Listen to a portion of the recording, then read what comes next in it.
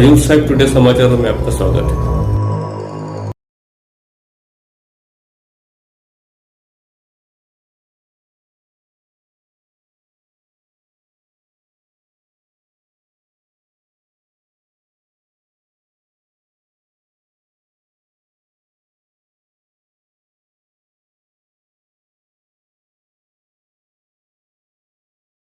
वाहेगुरु जी की फतेह, वाहेगुरु जी का खालसा। धन्यवाद। समय की मर्यादा है।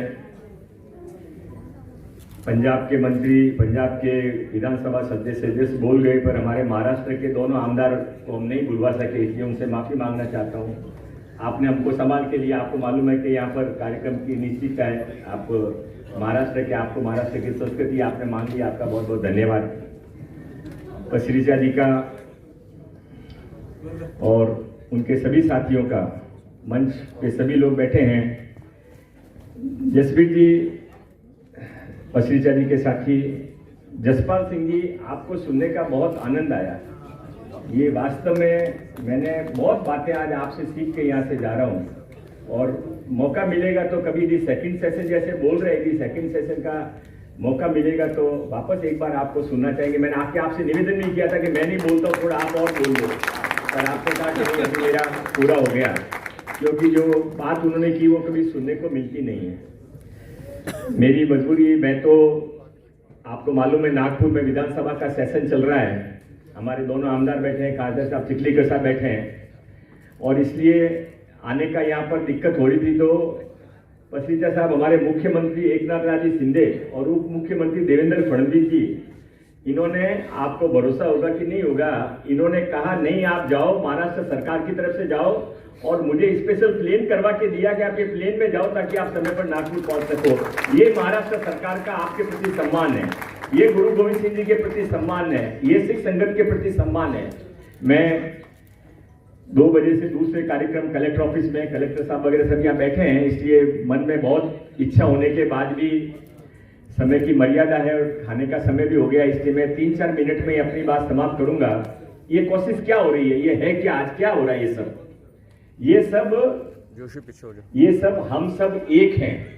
माननीय पंतप्रधान नरेंद्र भाई मोदी जी ने जब ये कहा कि यदि कोई बाल दिवस वास्तव में आजाद भारत के अंदर मनाया जाना चाहिए, तो वो बाल दिवस हमारे गुरुदेव गुरु गोविंद सिंह जी के 2 पुत्रों की शहादत के दिन ये बाल दिवस के रूप में मनाया जाता है।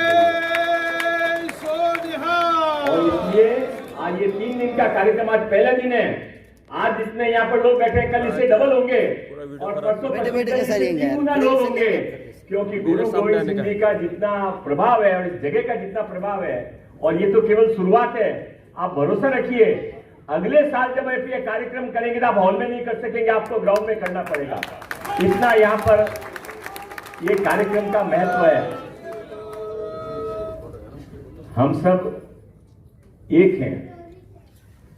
दूध के अंदर शक्कर मिला दो, उसके बाद जो दूध की सुगंध बढ़ जाती है, उसके बाद आकर कोई कहे कि दूध अलग है और शक्कर अलग कर दो, तो अलग हो नहीं सकती। हम सब जिंदगी भर, हम सब एक ही माँ बाप की संतान है। हिंदू और सिख न कभी अलग हुए, न हिंदुस्तान के कभी टुकड़े हुए। जिसने हिंदुस्तान की टुकड़े करने की कोशिश की, उसके खुद के टुकड़े हो गए, पर हिंदुस्तान ऐसे में अखंड रहा है, आगे भी अखंड रहेगा। पर ये इतनी छोटी सी कोशिश से आगे जाकर क्या होगा, एक कहानी छोटी सी आपको सुनाना चाहता हूं, उसके बाद मेरी बात समाप्त करूंगा। कहानी आप सबने सुनी है, मैं कोई नई बात नहीं कर रहा हूं। जंगल में आग लग गई, सारे जानवर भागने लग गए, और जानवरों के साथ में एक चिड़िया वहां पर थी। चिड़िया जंगल के तालाब से चौथ से पानी ले लेकर आग बुझाने लगी। तो जानवरों ने कहा, चिड़िया तू पागल हुई है, इतनी बड़ी आग तेरे चौथ के पानी से कब बुझेगी, चल तू भी चल हमारे साथ में, जवाब दे, जान बचा अपनी। तो उस समय जो चिड़िया ने जवाब दिया वो हमारा सबका जवाब है। चिड़िया ने कहा, नहीं मैं जाऊंगी नहीं, ये जंगल मेरा घर है, मेरा संसार है, मेरा जीवन है। मैं तो मेरे अंतिम प्राणपण तक इस जंगल की आग बुझाने की कोशिश करूंगी। और चिड़िया की ये बात सुनकर हाथी घोड़े सब लौट कर आ गए, किसी ने पूंछ से, किसी ने सूंड से पानी भर के बुझाया और जंगल की आग बुझ गई। आज हमको वो चिड़िया का काम करना है, आग बुझे कि ना बुझे, हमको तो आग बुझाने का प्रयास करना है। हमको आपस के अंदर एकता, शांति से, चमन के साथ में रहना है। और मैं एक राष्ट्रीय स्वयंसेवक संघ का स्वयंसेवक हूं। तो बचपन में जब शाखा में जाता था तो ध्वज के सामने खड़े होकर एक गीत सुनता था। वो गीत अभी जब मुझे कहा गया कि नरेंद्र भाई मोदी जी ने जो कहा है उसका निमंत्रण सारे सिख संगत को सारी दुनिया में दो, तो अचानक पत्रिका साहब अचानक मेरे मन से वो गीत निकल गया। मेरे हाथ में ना पत्र था ना मैंने तैयारी की थी। आपकी आज्ञा हो तो 2 मिनट में वो गीत अपनी बात करके अपनी बात समाप्त कर दूंगा। कहीं दरिया रुके भी हैं, कहीं पर्वत झुके भी हैं, नहीं झुकती जवानी है, नहीं रुकती रवानी है। गुरु गोविंद के बच्चे अगर थे उम्र में कच्चे, मगर थे सिंह के बच्चे धर्म ईमान के सच्चे। सिंह मुंह खोल उठे थे यूं, गरज कर बोल उठे थे यूं।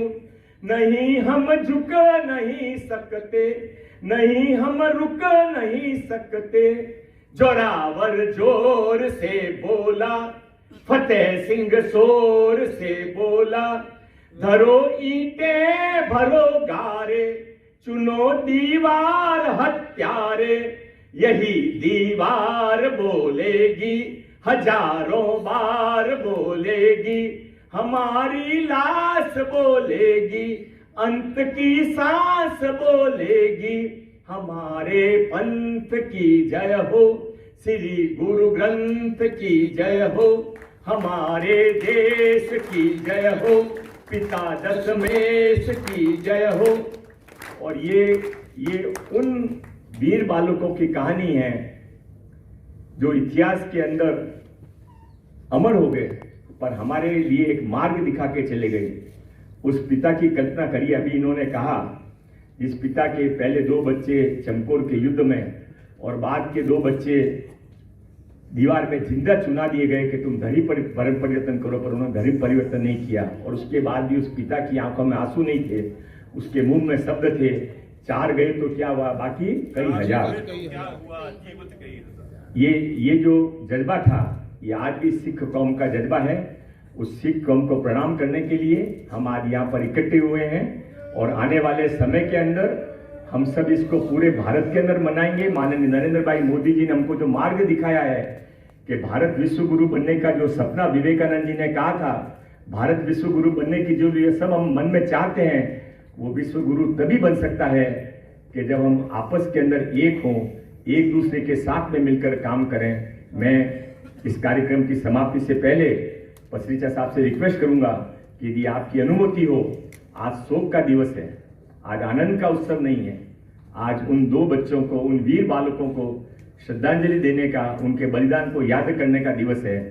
तो 2 मिनट के लिए हम खड़े होकर उनके लिए सब श्रद्धांजलि अर्पित कर सकें, उनको याद कर सकें। उसके बाद में भले आप कार्यक्रम समाप्त करें।